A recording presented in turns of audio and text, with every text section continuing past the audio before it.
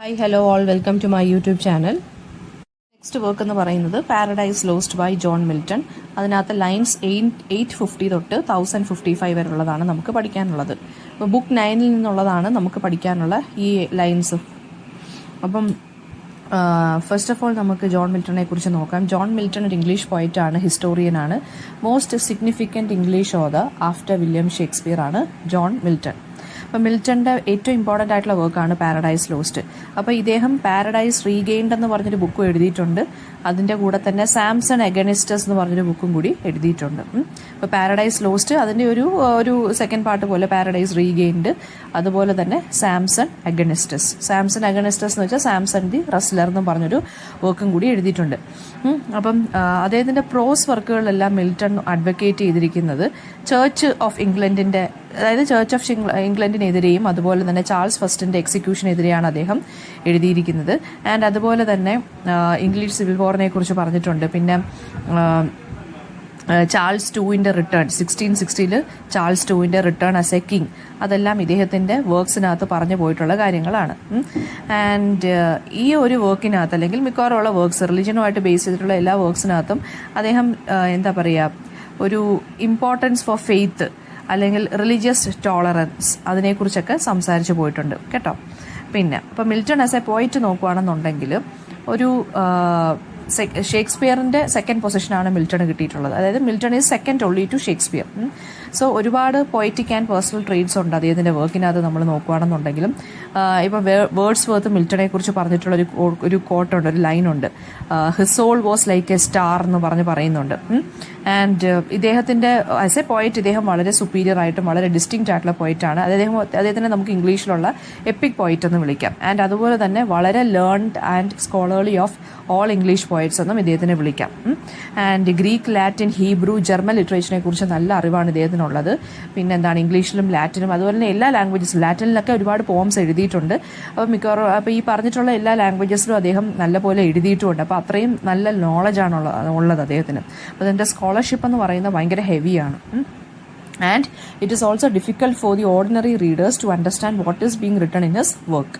Okay, പിന്നെ അപ്പം മിൽട്ടൻ്റെ greatness എവിടെയാണുള്ളതെന്ന് വെച്ച് കഴിഞ്ഞാൽ, ഫസ്റ്റ് അദ്ദേഹത്തിൻ്റെ വർക്കുകളിലെല്ലാം ഒരു മ്യൂസിക്കൽ ക്വാളിറ്റി നമുക്ക് കാണും. അത് റീഡേഴ്സിന് വളരെ അപ്പീലിംഗ് ആയിട്ട് തോന്നും. ആൻഡ് അതുപോലെ തന്നെ വേർഡ്സ് തമ്മിലുള്ള റിഥം ആണെങ്കിലും ഹാർമണി ആണെന്നുണ്ടെങ്കിലും ഒക്കെ അങ്ങനെ തന്നെയാണ്. അതായത് ഭയങ്കര ഹെവി ആയിട്ടാണ് ഇദ്ദേഹം എഴുതുന്നത്. പിന്നെ സെക്കൻഡ് ക്വാളിറ്റി എന്ന് വെച്ച് കഴിഞ്ഞാൽ അദ്ദേഹത്തിന് ഇമാജിനേഷൻ, നല്ല സറ്റിലായിട്ടുള്ള ഇമാജിനേഷനാണ്, അല്ലെങ്കിൽ ഒരു നല്ല ഡീപ്പായിട്ടുള്ള ഇമാജിനേറ്റീവ് ആയിട്ടുള്ള ഒരു പോംസ്, അങ്ങനെയുള്ള വാക്കുകൾ അല്ലെങ്കിൽ പോംസ് ആണ് അദ്ദേഹം എഴുതുന്നത്. അദ്ദേഹത്തിൻ്റെ ഇമാജിനേഷൻ എന്ന് പറയുന്നത് വേറെ പോയിറ്റ്സുമായിട്ട് വളരെ ഡിഫറെൻ്റ് ആയിട്ടുള്ള ഒരു ക്വാളിറ്റി തന്നെ ഉണ്ട്. പിന്നെ അദ്ദേഹത്തിൻ്റെ മെറ്റഫേഴ്സ്, സിമിലീസ് എന്ന് പറയുമ്പോൾ ഈ ഓർഡിനറി ആയിട്ടുള്ള കാര്യങ്ങളിൽ നിന്നുള്ളതല്ല വരുന്നത്, ഭയങ്കര ഡീപ്പായിട്ടുള്ളതാണ് വരുന്നത്. എസ്പെഷ്യലി ഫ്രം ബിബ്ലിക്കൽ സ്റ്റോറീസിൽ നിന്ന്, ബൈബിളിൻ്റെ സ്റ്റോറീസിൽ നിന്ന്, മിത്തോളജിക്കൽ സ്റ്റോറീസിൽ നിന്നൊക്കെയാണ് വരുന്നത്. തേർഡ് ക്വാളിറ്റി ഓഫ് മിൽട്ടൻ്റെ പോയട്രി എന്ന് പറയുന്നത് അദ്ദേഹത്തിൻ്റെ ആ ഇൻറ്റൻസിറ്റി അല്ലെങ്കിൽ സിൻസിയറിറ്റി, പോയട്രി എഴുതാനുള്ള കാര്യം. പോയട്രി അദ്ദേഹം ഒരു നോബിൾ ഒക്കുപ്പേഷനായിട്ടാണ് കാണുന്നത്. ആൻഡ് ഇൻസ്പിറേഷൻ ഇല്ലാതെ അദ്ദേഹം വെറുതെ പോയംസ് എഴുതാറില്ല. അതുകൊണ്ട് തന്നെ അദ്ദേഹത്തിൻ്റെ പോയട്രിയോട് അദ്ദേഹം വളരെ സിൻസിയർ ആണ്, അല്ലെങ്കിൽ വളരെ ഇൻറ്റൻസ് ആയിട്ടുള്ളൊരു പാഷനേറ്റ് ആയിട്ടുള്ളൊരു കാര്യമാണ് അദ്ദേഹത്തിൻ്റെ പോയട്രി എന്ന് പറയുന്നത്. And another outstanding and ഡിസ്റ്റിങ്ക്വിഷിംഗ് marks of Milton's poetry എന്ന് പറയുന്നത് അദ്ദേഹത്തിൻ്റെ സ്റ്റൈലാണ്. അദ്ദേഹത്തിൻ്റെ സ്റ്റൈലിനെ വിളിക്കുന്നത് ഗ്രാൻഡ് സ്റ്റൈൽ എന്നാണ് പറയുന്നത്. അപ്പോൾ അതായത് വളരെ ഹൈ ആയിട്ട് അല്ലെങ്കിൽ വളരെ എലക്വൻ്റ് ആയിട്ടുള്ള സ്റ്റൈലിലാണ് അദ്ദേഹം എഴുതുന്നത്. അദ്ദേഹത്തിൻ്റെ തന്നെ പേഴ്സണാലിറ്റി നമുക്ക് ഇതിനകത്ത് റിഫ്ലക്റ്റഡ് ആയിട്ട് കാണാൻ സാധിക്കും. അപ്പോൾ ലാംഗ്വേജിൻ്റെ കാര്യമാണെങ്കിലും മ്യൂസിക്കൽ ക്വാളിറ്റി ആണെന്നുള്ള കാര്യമാണെന്നുണ്ടെങ്കിലും ലാംഗ്വേജ് ഫുൾ ഓഫ് ലാറ്റിൻ ഇതായിരിക്കും, വേർഡ്സ് ആയിരിക്കും. ബൈബിളുമായിട്ട് നല്ല ഇല്യൂഷൻസ് കാണും, ക്ലാസിക്കൽ മിത്തോളജി ആയിട്ടുള്ള സ്റ്റോറീസ് ഒരുപാട് കാണും. അപ്പോൾ ഇതൊക്കെയാണ് അദ്ദേഹത്തിൻ്റെ പ്രത്യേകത എന്ന് പറയുന്നത്. പിന്നെ അതുപോലെ തന്നെ ഹോമർ അല്ലെങ്കിൽ വിർജിൽ എന്നുള്ള പോയിറ്റ്സിനെയൊക്കെ ഇമിറ്റേറ്റ് ചെയ്തും ഇദ്ദേഹം എഴുതാറുണ്ട്. കാരണം ക്ലാസിക്കൽ റൈറ്റേഴ്സാണ്, ഗ്രേറ്റ് ക്ലാസിക്കൽ റൈറ്റേഴ്സാണ് ഹോമറും വിർജിലും. അപ്പോൾ അവരുടെ വർക്ക്സിനെ അല്ലെങ്കിൽ അവരുടെ സ്റ്റൈലിനെയൊക്കെ ഇദ്ദേഹം ഇമിറ്റേറ്റ് ചെയ്തും എഴുതാറുണ്ട്. പിന്നീട് ഉള്ളതെന്ന് വെച്ചാൽ ഇദ്ദേഹത്തിൻ്റെ ലാംഗ്വേജും തീംസ് എന്ന് പറയുന്നത് വളരെ സബ്ലൈമാണ്. ഞാൻ നേരത്തെ പറഞ്ഞ കാര്യം തന്നെയാണ്. ഇദ്ദേഹത്തിൻ്റെ അദ്ദേഹം വെറുതെ പോംസ് ഒന്നും എഴുതാറില്ല, വളരെ സിൻസിയറായിട്ടാണ് കാര്യങ്ങൾ ചെയ്യുന്നത്. ആൻഡ് അദ്ദേഹം തന്നെ കൺഫസ് ചെയ്തൊരു കാര്യമുണ്ട്, അദ്ദേഹത്തിനെ ഒരു മ്യൂസ്, അതായത് ഈ പോയട്രിയുടെയൊക്കെ ഒരു ദേവത അല്ലെങ്കിൽ ഒരു kind of patron god visit ചെയ്യാറുണ്ടെന്നും അങ്ങനെയാണ് അദ്ദേഹത്തിന് രാത്രിയിൽ ഇൻസ്പിറേഷൻ കിട്ടുന്നതെന്നൊക്കെയാണ് ഇദ്ദേഹം പറയുന്നത്. അദ്ദേഹത്തിന് പിന്നെന്താ പറയുക, ഒരു കൈൻഡ് ഓഫ് ഒരു ഗൈഡിങ് സ്പിരിറ്റ് ഇദ്ദേഹത്തിൻ്റെ കൂടെ എപ്പോഴും ഉണ്ട്, പോയട്രിയുടെ അല്ലെങ്കിൽ റൈറ്റിങ്ങിൻ്റെ. അങ്ങനെയാണ് ഇദ്ദേഹത്തിന് ഇൻസ്പിറേഷൻ കിട്ടുന്നതെന്നാണ് ഇദ്ദേഹം സ്വയം പറഞ്ഞു പോകുന്നത്. പിന്നെ മിൽട്ടന്റെ പോയട്രിയെക്കുറിച്ച് മാത്യു ആർണൾഡ് പറഞ്ഞിട്ടുണ്ട്, വളരെ പെർഫെക്റ്റ് ആയിട്ട് പോയട്രി എഴുതുന്നൊരു വ്യക്തിയാണ്, വളരെ ഫ്ലോലെസ് ആയിട്ടുള്ളൊരു പെർഫെക്ഷൻ അദ്ദേഹത്തിൻ്റെ വർക്കുകളിൽ കാണാൻ സാധിക്കുമെന്ന് മാത്യു ആർണൾഡ് വരെ മിൽട്ടനെ കുറിച്ച് പറയുന്നുണ്ട്. പിന്നെ വളരെ ഡെഡിക്കേറ്റഡ് ആയിട്ടുള്ള റൈറ്റിംഗ് ആണ്. പോയട്രി എന്ന് വെച്ചാൽ ഇദ്ദേഹത്തിന് ഒരു കൈൻഡ് ഓഫ് ഡിവൈൻ ആയിട്ടുള്ളൊരു ജോലിയാണ്. പിന്നെ അതുപോലെ തന്നെ റെനസൻസ്, അതുപോലെ തന്നെ പ്യൂരിറ്റാനിസത്തിൻ്റെ രണ്ടിൻ്റെയും സ്പിരിറ്റ്സ് നമുക്കിതിനകത്ത്, അല്ലെങ്കിൽ രണ്ടിൻ്റെയും തീംസ് നമുക്കിതിനകത്ത് കാണാൻ സാധിക്കും.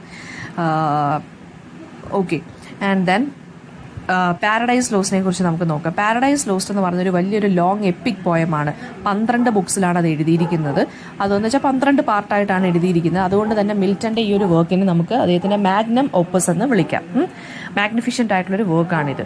ആൻഡ് ഒരുപാട് പഠിച്ചിട്ടൊക്കെയാണ് ഇദ്ദേഹം, ഒരുപാട് വർഷം എടുത്തിട്ടാണ് ഇദ്ദേഹം എഴുതിയത്. ആൻഡ് മിൽട്ടൺ ബിലീവ് ചെയ്തിരുന്നത് പോയട്രി എന്ന് പറയുന്ന വളരെ നോബിൾ അല്ലെങ്കിൽ സീരിയസ് വൊക്കേഷൻ ആയിട്ടാണ് മിൽട്ടൺ കൺസിഡർ ചെയ്തിട്ടുള്ളത്. ആൻഡ് അതുപോലെ തന്നെ ഹോമറിൻ്റെ ആണെന്നുണ്ടെങ്കിലും വെർജിലിൻ്റെ ആണെന്നുണ്ടെങ്കിലും ഒരു ഇൻഫ്ലുവൻസ് നമുക്കിതിനകത്ത് കാണാൻ സാധിക്കും. ആൻഡ് പിന്നെ ബിബ്ലിക്കൽ തീംസ് ഉണ്ട്. നമുക്ക് ഓഫ് കോഴ്സ് ഇതിനകത്ത് ബിബ്ലിക്കൽ തീമാണ് യൂസ് ചെയ്തിരിക്കുന്നത്. പിന്നെ മിൽട്ടൺ ഈ ഒരു ബുക്ക് എഴുതാൻ തുടങ്ങിയത് 1658 ആദ്യത്തെ 2 ബുക്കുകൾ 1667 പബ്ലിഷ് ചെയ്തു. 12 ബുക്സും പബ്ലിഷ് ചെയ്തത് 1674. ഇതിനകത്ത് തീം എന്താണെന്ന് വെച്ച് കഴിഞ്ഞാൽ വളരെ ഒരു ഹൈ തീമാണ് എടുത്തിരിക്കുന്നത്. ഫോൾ ഓഫ് മാൻ, അതായത് മനുഷ്യരുടെ ആ ഒരു വീഴ്ചയെക്കുറിച്ചും, പിന്നെ അതായത് ബൈബിളിനകത്ത് എങ്ങനെയാണ്, അതായത് ആഡം ആൻഡ് ഈവിൻ്റെ ആ ഒരു വീഴ്ചയെക്കുറിച്ചും, അതായത് വീഴ്ച ഇൻ ദ സെൻസ് എന്താണ്, അവർ ഗോഡ് പറഞ്ഞത് അനുസരിക്കാതെ ഗാർഡൻ ഓഫ് ഈഡനിൽ നിന്ന് അവർ പുറത്താക്കപ്പെട്ട ആ ഒരു വീഴ്ചയെക്കുറിച്ചാണ് ഇവിടെ പറയുന്നത്. അവരുടെ ആ ഒരു സിന്നിനെ കുറിച്ചൊക്കെയാണ് ഇതിനകത്ത് സംസാരിക്കുന്നത്. പിന്നെ പാരഡൈസ് ലോസ്റ്റ് എന്ന് പറയുന്നത്, അപ്പം ഈ ഗാർഡൻ ഓഫ് ഈഡനിലാണ് ആഡമിനെയും ഈവിനെയും ദൈവം സൃഷ്ടിച്ച കൊണ്ടുപോയത്. അവസാനം അവരെ അവിടെ നിന്ന് ഒരു കാര്യം, ദൈവം പറഞ്ഞു ഒരു കാര്യം ചെയ്യരുതെന്ന് പറഞ്ഞ കാര്യം അവർ ചെയ്തു, അങ്ങനെ അവർ പുറത്താക്കപ്പെട്ടു. അതാണ് അതായത് നമ്മുടെ ആ ഒരു ഫസ്റ്റ് സിൻ എന്ന് പറയുന്നത്, ഹ്യൂമൻ ബീങ്സിന്റെ ഫസ്റ്റ് സിൻ എന്ന് പറയുന്നത്. ഗോഡിനെ ഡിസബേ ചെയ്ത് ഈവ് എന്ത് ചെയ്തു, ആ ഫോർബിഡൻ ഫ്രൂട്ട് കഴിച്ചു. അത് സെയ്റ്റന്റെ ഇൻഫ്ലുവൻസ് കൊണ്ടാണ് ഈവ് ഫോർബിഡൻ ഫ്രൂട്ട് കഴിച്ചത്. പക്ഷെ അത് അവരെ അവിടെ നിന്ന് പുറത്താക്കാനുള്ളൊരു ചാൻസ് ആയിട്ട് അങ്ങ് മാറിപ്പോയി. പിന്നെ അപ്പോൾ അവരുടെ പണിഷ്മെന്റിന് വേണ്ടിയാണ് ദി ഗാർഡൻ ഓഫ് ഈഡനിൽ നിന്ന് ഗോഡ് അവരെ രണ്ടുപേരും എക്സ്പെൽ ചെയ്തു, അതായത് വെളി പുറത്താക്കപ്പെട്ടു. അപ്പോൾ പണിഷ്മെന്റ്, ആഡമോ ഈവിന്റെ ആ ഒരു പണിഷ്മെന്റ് എന്ന് പറഞ്ഞാൽ ശരിക്കും പറഞ്ഞാൽ സെയ്റ്റൻ ആണ് ഇതിനെ പ്ലാൻ ചെയ്തത്, ചെയ്യിപ്പിച്ചത്. ഓക്കെ, പിന്നെ എന്തിനാണ് പണിഷ് ചെയ്തതെന്ന് വെച്ച് കഴിഞ്ഞാൽ അതൊരു മോറൽ ലെസൺ ആണ്. ഹ്യൂമൻ ബീങ്സ് അറിഞ്ഞിരിക്കണം അവൻ്റെ ഡ്യൂട്ടീസ് എന്താണെന്നുള്ളതും അതിനെ സീരിയസ് ആയിട്ട് തന്നെ കൺസിഡർ ചെയ്യുക. ഒരു ചെറിയ ആക്ഷൻ ഓഫ് മാൻ ഗുഡ് അല്ലെങ്കിൽ ബാഡ് ആകാം, അതിന് നാച്ചുറൽ ആയിട്ട് തന്നെ അതിൻ്റെ കോൺസിക്വൻസസ് നമ്മൾ അനുഭവിക്കേണ്ടി വരും. ആ ഒരു മോറൽ ലെസൺ ആണ് നമ്മളെ പഠിപ്പിക്കുന്നത്. ഇപ്പോൾ പാരഡൈസ് ലോസ്റ്റ് വളരെ ഗ്രാൻഡ് ആയിട്ടും പിന്നെ യൂണിവേഴ്സലി അപ്പീലിംഗ് ആയിട്ടുള്ള രീതിയിലുമാണ് എഴുതിയിരിക്കുന്നത്. അതൊരു യൂണിവേഴ്സൽ ലെസൺ ആണ് ഇതിനകത്ത്. അപ്പോൾ അതൊരു എപ്പിക് പോയമാണ് അതിൻ്റെ ക്വാളിറ്റി എടുത്ത് വെച്ച് നോക്കുകയാണെന്നുണ്ടെങ്കിലും. പിന്നെ നെക്സ്റ്റ്, ഇതിൻ്റെ എപ്പിക് ക്വാളിറ്റി അല്ലെങ്കിൽ എപ്പിക് പോയം എന്തുകൊണ്ടാണ് പാരഡൈസ് ലോസ്റ്റിനെ നമ്മൾ വിളിക്കുന്നത്? ഒരു എപ്പിക്കിൻ്റേതായിട്ടുള്ള എല്ലാ രീതിയിലുള്ള റിക്വയർമെൻറ്റ്സും പാറ്റേണുമാണ് ഫീച്ചേഴ്സുമാണ് ഈ ഒരു പോയത്തിന് ഉള്ളത്. ഇപ്പോൾ ലോങ് പോയമാണ് എപ്പിക് എന്ന് പറയുന്നത്. ഇപ്പോൾ എക്സാമ്പിൾ എന്ന് പറയുന്നത് ദ ഇലിയാഡ് ആൻഡ് ദി ഏനീഡ്, ഇതാണ് എപ്പിക്സിന് ഏറ്റവും ഇമ്പോർട്ടൻ്റ് ആയിട്ടുള്ള എക്സാമ്പിൾ എന്ന് പറയുന്നത്. അപ്പോൾ അതുപോലുള്ള പാറ്റേണിലാണ് ഇതും എഴുതിയിരിക്കുന്നത്.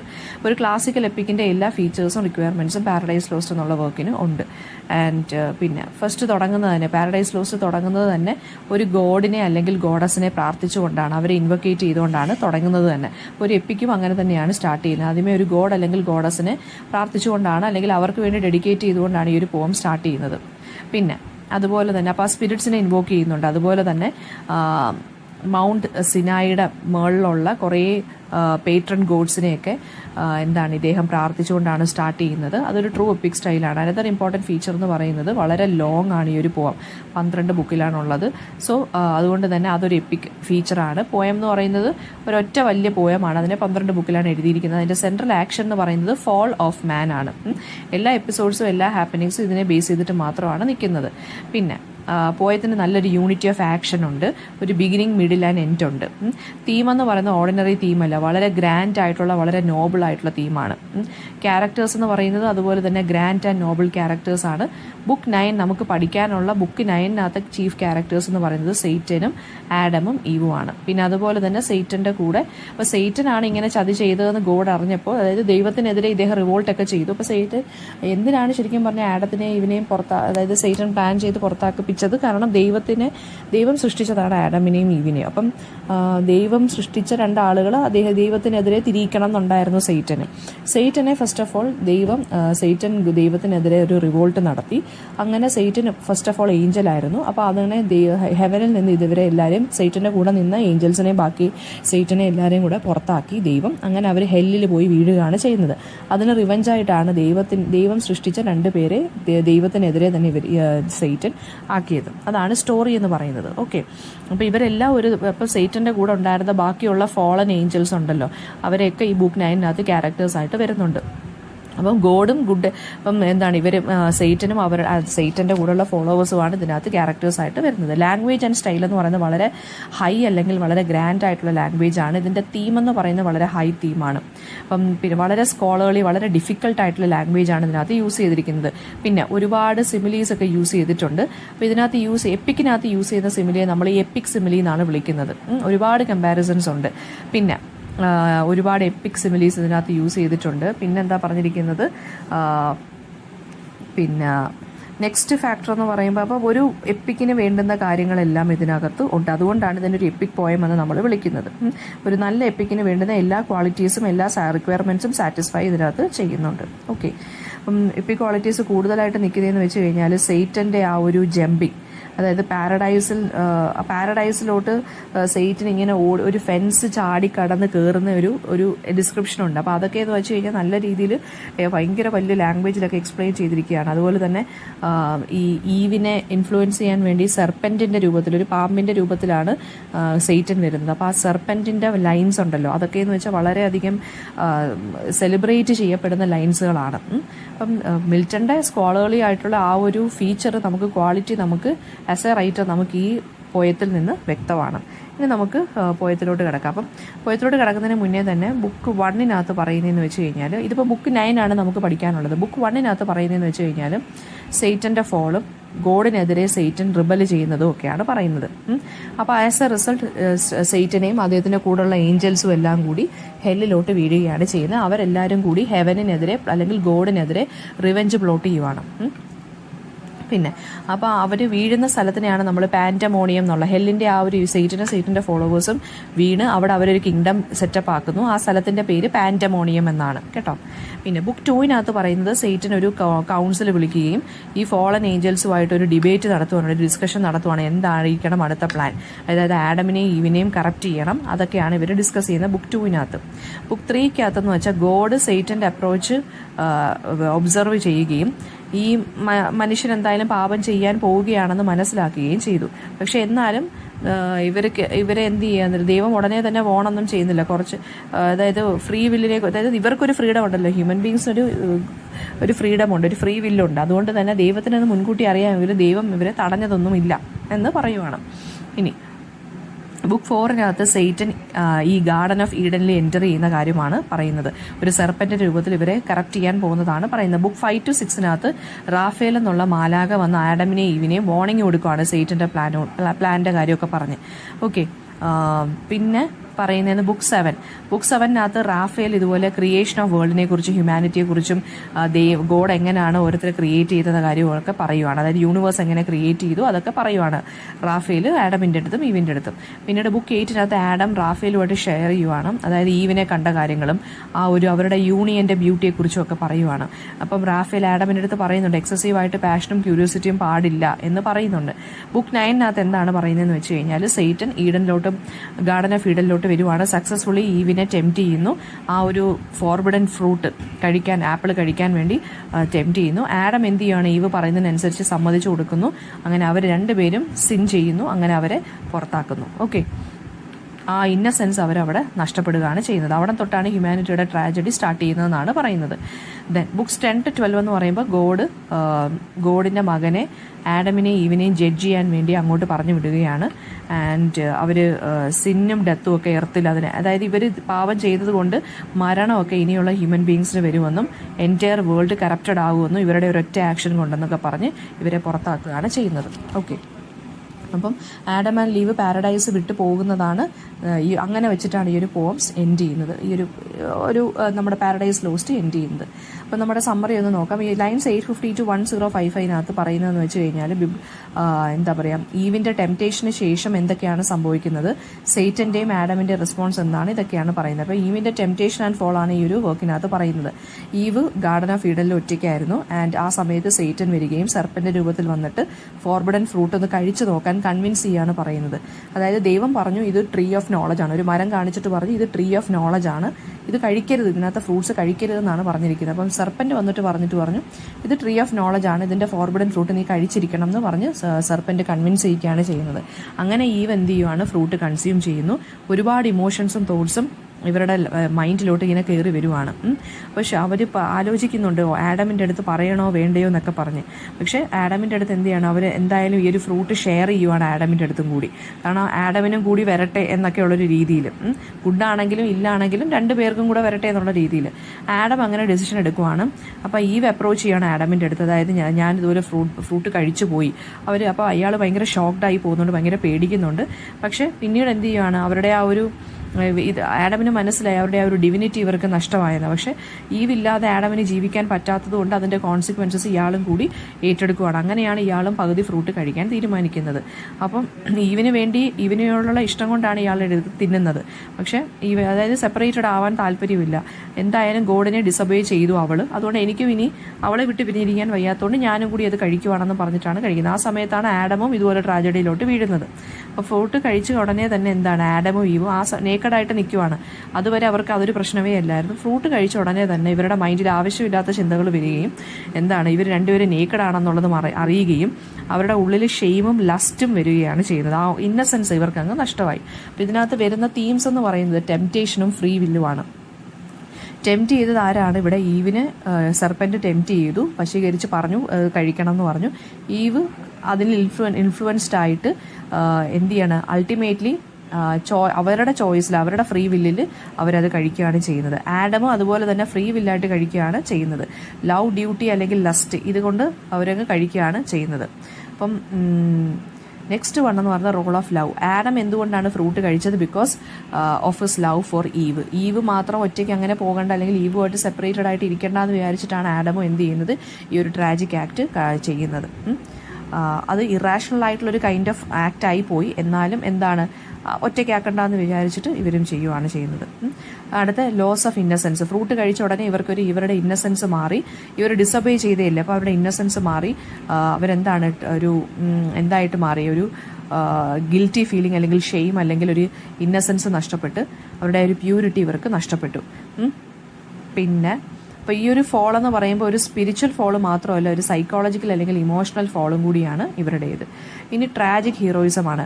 ആഡമും ഈവും ആണ് ഇതിനകത്ത് ട്രാജിക് ഫിഗേഴ്സ് എന്ന് പറയുന്നത്. ഈവിൻ്റെ ക്യൂരിയോസിറ്റി കൊണ്ടിട്ടാണ് അല്ലെങ്കിൽ നോളജ് വേണം എന്നുള്ളൊരു ഡിസയർ ഉള്ളത് കൊണ്ടാണ് സെയ്റ്റാൻ മാനിപ്പുലേറ്റ് ചെയ്തപ്പോൾ അവരെന്ത് ചെയ്തത്, ഫ്രീ വില്ലോട് കൂടി പോയി അത് കഴിച്ചത്. പിന്നെ ആഡം എന്ന് പറയുന്ന ആഡമിൻ്റെ ലവ് ഫോർ ഈവ് കാരണമാണ് ആഡം അത് കഴിച്ചത്.